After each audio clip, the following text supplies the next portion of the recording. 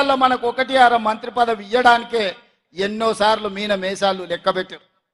ఆనాడు తెలంగాణ రాష్ట్ర సాధన కోసం డాక్టర్ జిల్లాలో చిన్నారెడ్డి మొదలుపెట్టిన తెలంగాణ ఉద్యమకారుడు తెలంగాణ రాష్ట్రం వచ్చినాక కూడా చానేండ్లు మంత్రి పదవి ఇయ్యలే. కానీ ఇవాళ ప్లానింగ్ కమిషన్ వైస్ చైర్మన్గా మనం ఇచ్చి వారిని గౌరవించి ప్రభుత్వంలో భాగస్వాములను చేసినాం. ఓబేదుల్లా కోత్వాల్ది మైనారిటీ కమిషన్ చైర్మన్గా ఈరోజు ఒక మైనారిటీ సోదరునికి ఇవాళ అవకాశం ఇచ్చినాం. ఇదే కాదు, రేపు పార్లమెంట్ ఎన్నికల తర్వాత ముదిరాజు బిడ్డను మంత్రిని చేస్తామని మాటిచ్చి 15 ఆగస్టు లోపల మంత్రిని చేసే బాధ్యత మేము తీసుకుంటాం. ఇదే కాదు, ఇవాళ మిత్రులారా 30 ఏళ్ల నుంచి నానుతున్న సమస్య మాదిగల వర్గీకరణ. మాదిగ ఉపకులాల వర్గీకరణ కోసం పార్లమెంటులో కాదు సుప్రీంకోర్టులో కొట్లాడి వర్గీకరణను సాధించే బాధ్యత నాది, మా మిత్రుడు సంపత్ కుమార్ అని చెప్పి నేను ఈరోజు చెప్పదలుచుకున్నా. ఆనాడు నేను సంపత్ కొట్లాడితేనే శాసనసభలో చంద్రశేఖరరావు ఏకగ్రీవ తీర్మానం చేసిండు. మళ్ళా అఖిల పక్షాన్ని ఢిల్లీకి తీసుకెళ్తాడు. 10 ఏళ్ళైనా తీసుకెళ్లారు. ఇవాళ కొంతమంది మిత్రుల అవసరానికో రాజకీయ పరిస్థితిలో కొంతమందికి వంతబాడుతున్నారు, కొంతమందికి గొడుగుగా మారినారు. నేను వాళ్ళని తప్పు పట్టదలుచుకోలే. కానీ మా మాదిగ బిడ్డలకు నేను మాట ఇయ్యదలుచుకున్నా. 30 ఏళ్ళ మీ పోరాటానికి శాశ్వతంగా ఈ సమస్యకు పరిష్కారం చూపించే బాధ్యత నాది, మా మిత్రుడు సంపత్ కుమార్ది, పెద్దలు దామోదర రాజనరసింహ గారిది. ఇక మీరు కొట్లాడాల్సిన అవసరం లేకుండా మీ తరఫున తెలంగాణ రాష్ట్ర ప్రభుత్వమే కొట్లాడుతుంది. అది పార్లమెంట్లో అయినా, అది సుప్రీంకోర్టులో అయినా. మరి ఇన్ని పనులు నేను చెయ్యాలంటే ముదిరాజుల వర్గీకరణ డి గ్రూప్ నుంచి ఏ గ్రూపుకు మారవాలన్నా, మాదిగల ఏబిసిడి వర్గీకరణ చేయాలన్నా, పాలమూరు రంగారెడ్డి ఎత్తిపోతల పథకానికి జాతీయ ప్రాజెక్టు తేవాలన్నా, పాలమూరు పరిశ్రమలు రావాలన్నా, పాలమూరు యూనివర్సిటీలో అధ్యాపక నియామకాలు జరగాలన్నా, ఈ ప్రాంతం అభివృద్ధి జరగాలి అనంటే ఈ జిల్లాలో ఉన్న 2 పార్లమెంట్లు గెలిపించి నాకు ఇవ్వండి. మీరు అనుకుంటే ఇది అసాధ్యం కాదు. నేనేమి ఆకాశంలో ఉన్న చందమామని అడుగుతలేను, అసాధ్యమైందని నేను అడుగుతలేను. మీ ఆస్తులు అంతస్తులు నేను అడగడం లేదు. ఇన్నేళ్ళు ఎవరెవరికో ఓట్లేసారు, ఎవడెవడో రాజ్యం వెళ్ళిండు, ఎవరి దగ్గరనో పోయి అయ్యా దేహి అని అడుక్కునే పరిస్థితి పాలమూరుకు తెచ్చిండ్రు. ఇవాళ నేను అడుగుతున్నా, మీ బిడ్డగా ఇక్కడనే పుట్టినా ఇక్కడనే పెరిగినా రేపు పోయినా ఈ మట్టిలో కలిసే మీ బిడ్డగా, నల్లమల అడవుల బిడ్డగా, నల్లమల నుంచి వచ్చిన నేను ఈ నేల, ఈ గాలి, ఈ నీరు నాది, మనది, మనందరిది. నాకున్న బాధ, నాకున్న దుఃఖం ఎవరికైనా ఉంటుందా ఈ జిల్లా పట్ల? మీరు ఒక్కసారి ఆలోచన చేయండి. ఎన్నడైనా ఎంతెత్తుకు ఎదిగినా ఢిల్లీకి రాజైనా తల్లికి బిడ్డ అన్నట్టే నేను ఈ పాలమూరు బిడ్డను, ఈ పాలమూరును అభివృద్ధి చేసే బాధ్యత నాది. మరి నా తరఫున మీ తరఫున ఢిల్లీలో నేను చెప్పిన పనులు చక్కదిద్దనికే నాకు సొంత మనుషులు కావాలి కదా, మన వాళ్ళు కావాలి కదా.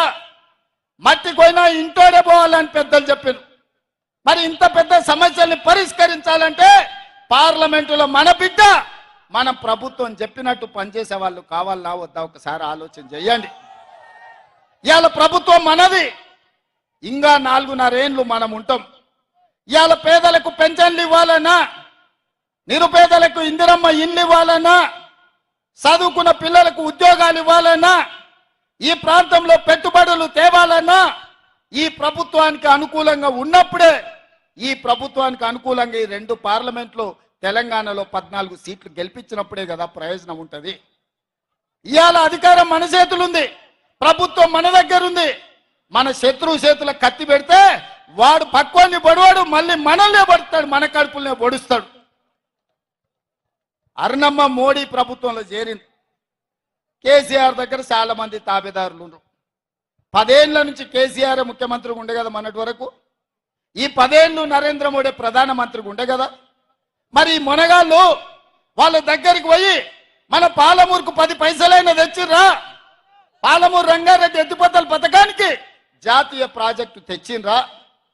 అది మాత్రం తెలియలేదు అరుణమ్మ. కానీ ఆమె మాత్రం జాతీయ ఉపాధ్యక్షురాలు పోస్టు తెచ్చుకున్నది. రేపు అర్ణమ్మ గెలిస్తే గడిలో ఉన్న వాళ్ళ బంధువులకు మేలైతుంది, పదవులు వచ్చిన ఆమె కుటుంబానికి మేలైతుంది తప్ప పాలమూరుకి ఏం న్యాయం జరుగుద్దో మీరు ఒక్కసారి ఆలోచన చెయ్యండి. అందుకే ఇవాళ మిత్రులారా, వాళ్ళిద్దరు కలిసి ఒక ఆయన 10 ఏళ్ళు ముఖ్యమంత్రి ఉన్నాడు, ఇంకొక ఆయన 10 ఏళ్ళు ప్రధానమంత్రిగా ఉన్నాడు. 10 ఏళ్ళు వాళ్ళు ఏమి చేయలేదు, పాలమూరుని ఎడారిగా మార్చి 100 రోజులు కాలేదు మన ప్రభుత్వం వచ్చి, ప్రజాపాలన వచ్చి ఏమి చేయలేదు కాబట్టి ఓడించారని అడుగుతారు. ఇది న్యాయమా? మీరు ఒక్కసారి ఆలోచన చేయండి మిత్రులారా. పిల్లగాడు నడవాలన్నా ఏడాది అవుతుంది. మన ప్రభుత్వం వచ్చి 3 నెలలు అయింది, ఎన్నికలు అయిపోయే వరకు 6 నెలలు అవుతుంది. 6 నెలల తర్వాతనే అన్నప్రాస చేస్తారు, అవునా? అప్పుడే ఈ ప్రభుత్వం మీద శాపనార్థాలు పెడుతున్నారు. ఇక కేసీఆర్ మాటలు చూస్తుంటే అయితే పిట్టలతో ఎక్కువ తాత తయారైంది. ఆయన తండ్రికి తద్దినం పెట్టనోడంట చిన్నాయనకు పిండాలు పెడతాడన్నాడట కృష్ణానదిలో పోయి. నీ పార్టీలో ఉన్న ఎమ్మెల్యేలను చక్కగా ఏడుస్తలేవు, నీ ఎమ్మెల్యేలు నీ ఎంబడి ఉంటలేరు, ఎదురుగున్న పార్టీలో 20 మంది ఎమ్మెల్యేలు ఉంటాను అని చెప్తున్నావా? ఇంకా ఎన్ని రోజులు ఈ కథలు చెప్పి బతుకుతావు కేసీఆర్? నీ కథలకు కాలం చెల్లింది, నీ కారు అణుం జడ్డి ఆడ షెడ్డుకు పోయింది. అందుకే మిత్రులారా, నరేంద్ర మోడీని చూసినాం, చంద్రశేఖరరావుని చూసినాం, ఢిల్లీలో మోడీని చూసినాం, గల్లీలో కేడీని చూసినాం. మొన్న డిసెంబర్లో కేడీని బొందబెట్టిండ్రు.